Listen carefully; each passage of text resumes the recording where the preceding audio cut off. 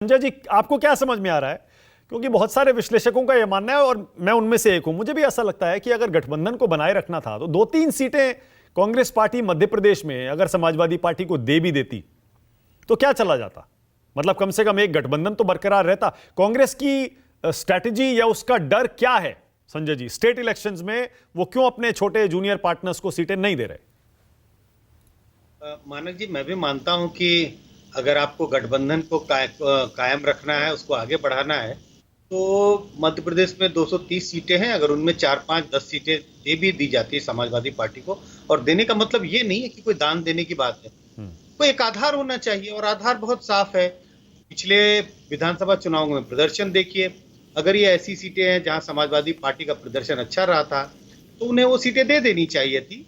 क्योंकि जिस तरह का मनमुटाव सामने आ रहा है, भले आप कह लें कि मनमुटाव आज है, कल हम इसे सुलझा लेंगे, लेकिन मुझे लगता है परसेप्शन का बहुत इंपॉर्टेंट रोल है चुनाव में, और परसेप्शन जनता के बीच में अच्छा कुछ नहीं जाता। अगर आप आए दिन दोनों पार्टी के नेता एक दूसरे के खिलाफ वक्तव्य देते रहेंगे, बयान देते रहेंगे, तो जनता, आप कितना भी बात भरोसा दिला ले कि नहीं नहीं ये आप अभी आज की बात है, कल हम मिल बैठ करके सबको सुलझा लेंगे, उससे एक अच्छा मैसेज नहीं जाता है। तो मतलब वापस मैं आपकी बात पर आता हूं कि बिल्कुल अगर गठबंधन को कायम रखना और उसको मजबूती देना था तो कुछ सीटें दे देनी चाहिए थी, जिससे ये सब विवाद नहीं होता, और आज शायद हम इसको डिस्कस नहीं कर रहे होते। क्या कांग्रेस पार्टी का डर यह हो सकता है संजय जी कि अगर मान लीजिए, क्योंकि कांटे की टक्कर बहुत सारे सर्वेज दिखा रहे हैं मध्य प्रदेश में, क्या डर यह हो सकता है कि अगर मान लीजिए बहुत करीबी मुकाबला रहा और समाजवादी पार्टी 3-4 सीटें जीत गई तो वो किंग मेकर बन जाएगी और इस पोजीशन में आ जाएगी कि वो बार्गेनिंग कर सके, सरकार उसके हाथों में आ जाए, सत्ता की चाबी?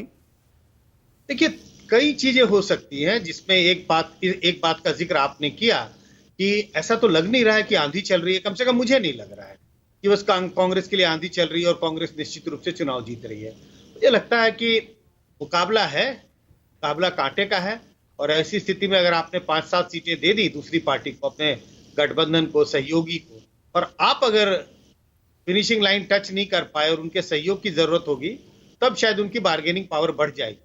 लेकिन कुल मिलाकर करके ये तो एक छोटा सा उदाहरण है, लेकिन कुल मिला के मुझे लगता है कि एक वर्ड जो है डिस्ट्रस्ट, ये जो तमाम इंडिया गठबंधन की जो पार्टियां हैं वो सब मंच पे तो साफ आ जाते हैं, लेकिन एक दूसरे के खिलाफ डिस्ट्रस्ट बहुत है, सस्पिशन बहुत है, इसको सीट दें ना दें। और ऐसी तमाम पार्टियां हैं। आज भले हम समाजवादी पार्टी और कांग्रेस का जिक्र कर रहे हैं, लेकिन अगर आप कांग्रेस आम आदमी पार्टी की बात करें, कांग्रेस तृणमूल कांग्रेस की बात करें, ऐसे कई और कॉम्बिनेशन हो सकते हैं जिसको आप लेके देखेंगे तो लगेगा कि डिस्ट्रस्ट एक बहुत बड़ा फैक्टर है, जिसके कारण ये गठबंधन मुझे आगे बढ़ता हुआ दिखाई नहीं पड़ रहा। ये गठबंधन आपको असेंबली इलेक्शंस की बात कर रहे हैं ना, या लोकसभा में भी आपको ये लग रहा है कि फंसेगा ये गठबंधन? मुझे तो लगता है जरूर फंसेगा।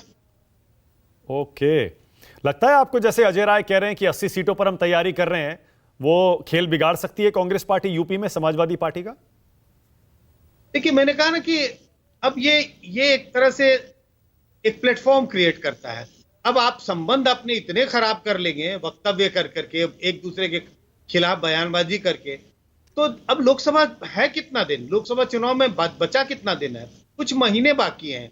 ये 15 दिसंबर होते होते ये सब विधानसभा के चुनाव खत्म होगा, और उसके बाद बिल्कुल लोकसभा का चुनाव आपके सर पर होगा, और आप सोचते हैं कि आपने पूरे 1 महीने में जो संबंध खराब कर लिए और अगले 1 महीने में वो संबंध बन जाएंगे। तो मुझे नहीं लगता कि ये एक टेम्पररी फैक्टर है, टेम्पररी फेनोमेना है असेंबली इलेक्शन तक, लेकिन लोकसभा में सब कुछ बेहतर हो जाएगा या बढ़िया हो जाएगा, मुझे कम से कम ये उम्मीद नहीं है। हो जाए तो बहुत अच्छा, इंडिया गठबंधन के लिए बहुत अच्छी खबर होगी, लेकिन कम से कम मैं अपनी बात कह रहा हूं, मुझे इसमें कोई बड़े कुछ पॉजिटिव संकेत नहीं नजर आ। और उत्तर प्रदेश में आपको लगता है कांग्रेस इतनी बड़ी ताकत बन गई है कि वो समाजवादी पार्टी को नुकसान पहुंचा सके वोट काट के?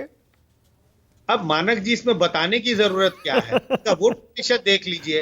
मैं इसमें अपने ओपिनियन क्या दूं? 2.33% है वोट प्रतिशत, और लोकसभा में भी वोट प्रतिशत, उससे आपको उनका जनाधार का अंदाज लग जाएगा।